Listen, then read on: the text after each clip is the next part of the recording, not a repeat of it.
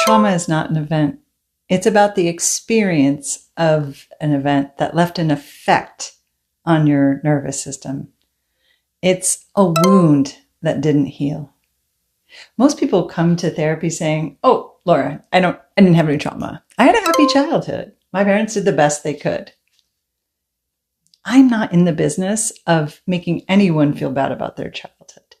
And sometimes the story we tell ourselves about the past is a way to honor our parents, minimize stress, compartmentalize, and it just isn't healthy.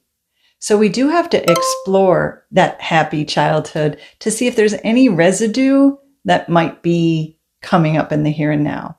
Believe me, I don't want to make you have a hard time with your parents. That's not the goal. Yet, most people minimize the story of their past. So for example, a young man recently came to me, he's in his mid-20s, and he's been having a series of breakups with women that he was pretty interested in. And what would happen, he said, is that they would get into conflicts and fight, and he would leave the house, run away. And his partners would be like, "Where are you going? This is just an argument. You don't need to leave." What he discovered was when he was young, every time he was bad, he had challenging behavior, his parents put him in timeout. Parents put him in timeout. There's thousands of books written about timeout. Timeout's so great, right? No. There's risks to timeout. And one of them is this. The message it sends children is, "I only want you around when you're good. I can't handle you when you're bad. You're not welcome unless you're good." So children can't be their authentic selves. So this man in the here and now in his 20s wasn't thinking of timeout every time, right? He wasn't consciously thinking of that. His brain was programming, "Ooh, danger, danger, danger. There's a conflict. You need to go. You need to go."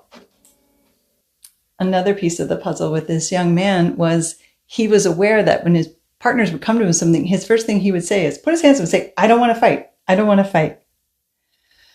What he realized was he grew up in a very violent household. His parents argued constantly. No one put hands on him, but they put hands on each other. They threw things, they yelled, they screamed. There was alcohol involved.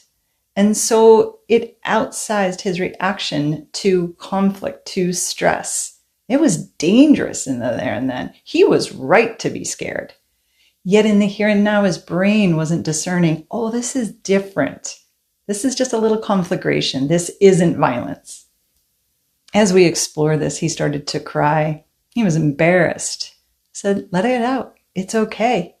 What he realized was he was minimizing what happened in the there and then because it was too painful to really look at it. He put it in a compartment. He shut it away. And he said, "Laura, sometimes it was happy."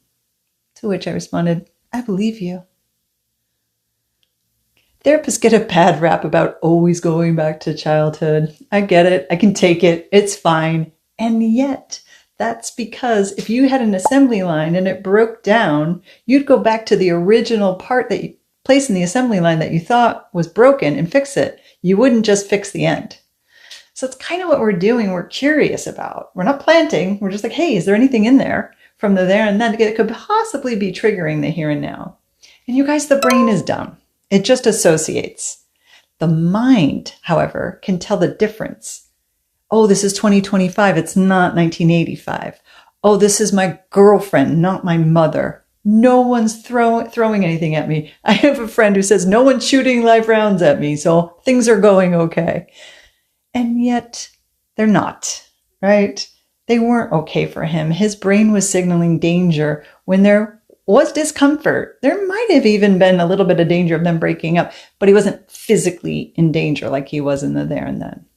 So with EMDR, eye movement desensitization and reprocessing, we went in and we desensitized these memories, which means the memories stay. His childhood will not change, but the story he told himself about the experiences did. He had negative cognitions like something's wrong with me. I can't trust others. It's not safe to show my feelings. My needs don't matter. These were cognitions that got linked to those stories from the past, those events from the past. So he was experiencing those events and the events in the here and now as if he was in the there and then. Once we desensitized the memory, we integrated it with new positive cognitions that were more rational. he was able, over time, slowly to stay with conflict. Once again, trauma does not make you weak.